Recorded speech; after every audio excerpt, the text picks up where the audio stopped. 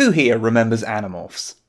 That's not a rhetorical question, I do expect an answer. Myself, I don't really know anything about Animorphs beyond it being a series of kids' books in which the characters can turn into animals and battle an alien invasion or something.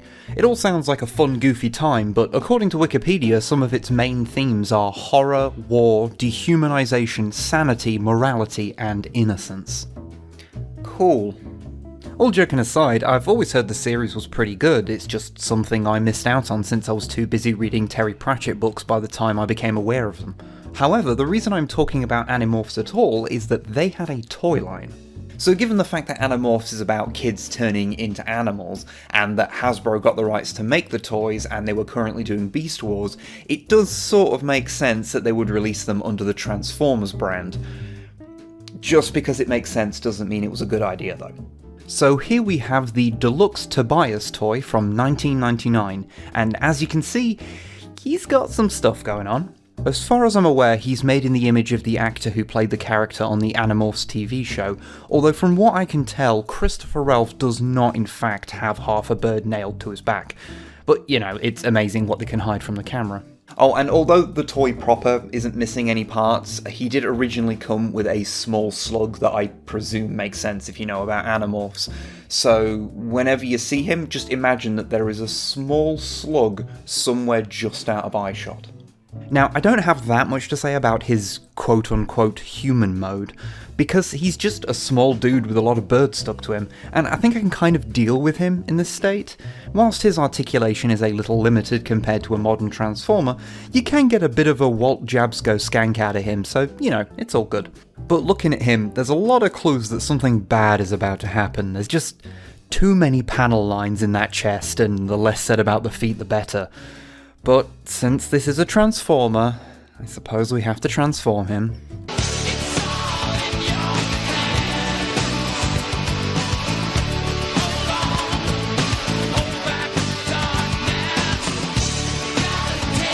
Although he's probably more of a Maximal, it really does feel like he should say terrorize when he transforms, you know?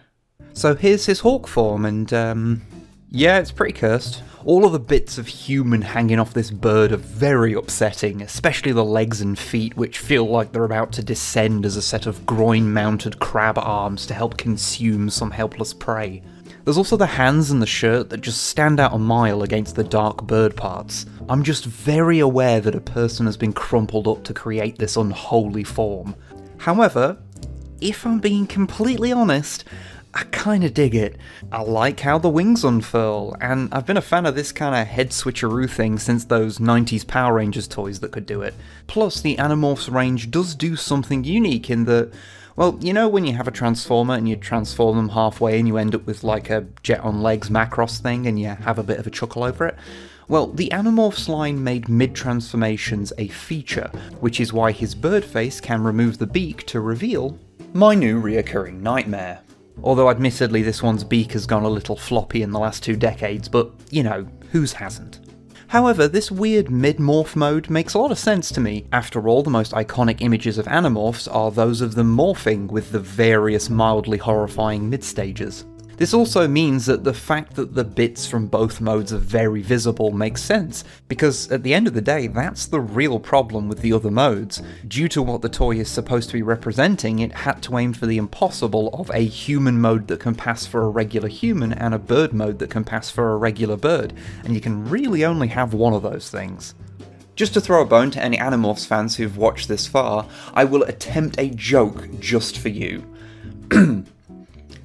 This isn't a very book-accurate toy because it can easily transform back into a human. Is that something? And for those wondering if those hands can hold regular Transformers accessories, the answer is mostly no. His hands are too small for the common 5mm handles.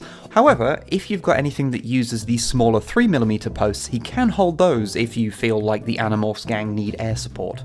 You know, I think if you were to take the basic engineering of Tobias and make a Beast Wars style toy where having the animal bits hanging off the robot mode aren't really a big deal, and they could more creatively camouflage the robot bits since you're not having to put him in jeans and a t-shirt, this would actually be a pretty neat toy. And maybe somewhere along the line they'd figure out what to do with the legs, because they are just kind of there.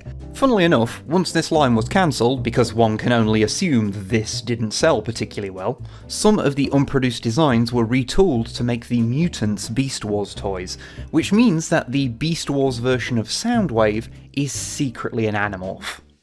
Gonna be real with you here, I went into this expecting a toy that was hilariously terrible, but I think I would have quite liked this toy if I had it as a kid, even though I knew nothing about Animorphs. It's kind of weird, but then a lot of the action figures I liked were kind of weird, so, you know, that checks out. I reckon I would have had a lot of fun messing around with the various mid-morph points and just making up my own story. And as an adult, I still enjoy the absurdity of him, although maybe not quite enough to put him on the same shelf as my other Transformers. But it's close, though.